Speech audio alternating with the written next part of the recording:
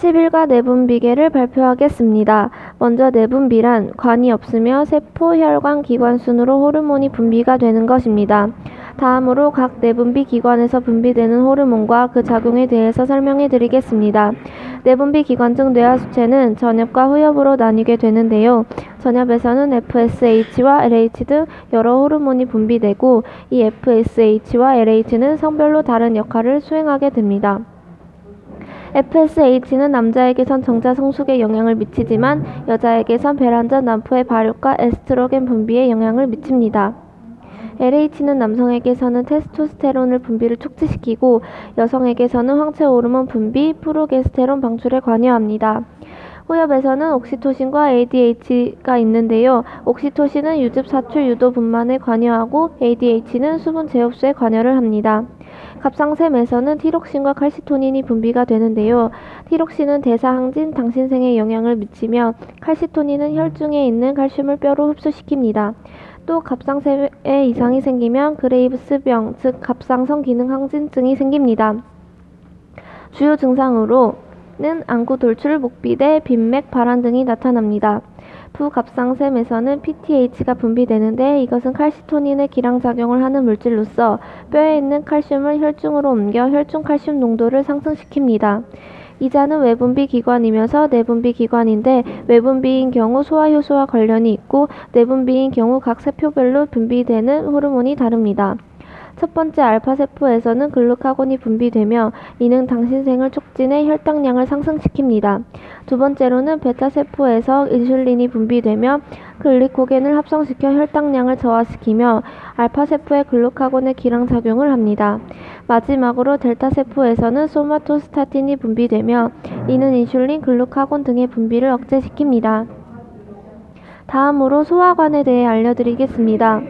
소화관에서 분비되는 호르몬 중 가장 대표적인 호르몬은 가스트린, 세크레틴, 콜레시스토키닌, 판크레오지민, 즉 CCK 이 세 가지입니다.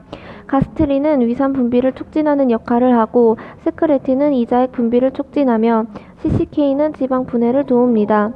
덧붙여서 세크레틴은 pH2인 위액을 중탄산염으로 중화하여 십이지장을 보호합니다. 다음으로 콩팥위샘, 즉 부신에 대해 알려드리겠습니다. 부신은 겉질과 속질로 나뉩니다. 먼저 겉질 호르몬은 코티솔, 알도스테롤, 안드로겐으로 나뉘는데 코티솔은 스테로이드계 항염증제 역할을 하고 알도스테론은 나트륨과 물을 재흡수하고 칼슘과 수소 이온을 배출하는 역할을 하며 안드로겐은 테스토스테론으로 변환하여 남성의 2차 성징에 관여합니다. 속질 호르몬은 아드레날린, 노르아드레날린, 도파민으로 나뉘는데 아드레날린은 교감신경과 관련되어 심장마비의 경우 처방하고 노르아드레날린은 혈관 쪽에 관여합니다. 다음은 호르몬 분비 조절입니다. 되먹임 조절이란 우리 몸에서 필요시 분비할 수 있도록 호르몬 분비를 자극을 받아 다른 기관에서 분비작용이 일어나며 분비된 호르몬이 인체에 충족 시 뇌에서 자극 호르몬이 분비되지 않은 것을 말합니다. 신장에서 분비되는 호르몬은 에르트로포이에핀은 적혈구를 만들기 위한 조혈인자이며 칼시트롤은 비타민 D3가 합성됩니다.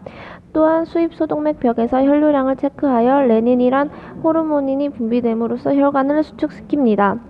혈액량이 떨어지면 수입소동맥에서 떨어진 것을 감지하고 콩팥에서 레닌을 분비해 안지오텐신 노겐이 안지오텐신 1을 거쳐서 안지오텐신 2로 활성화가 되고 알도스테론 분비를 촉진시켜 삼투압 작용이 일어나 혈액량 증가가 일어나게 됩니다.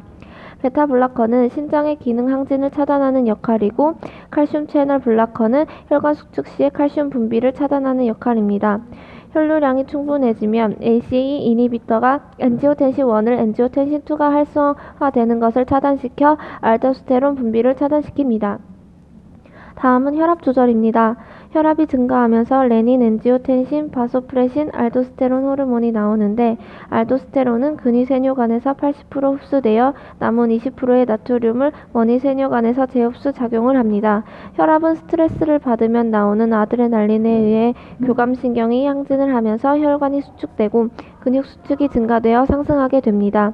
이와 반대로 혈압은 소화기계통을 항진시키는 부교감신경은 혈관 이완 후 혈압을 하강시킵니다.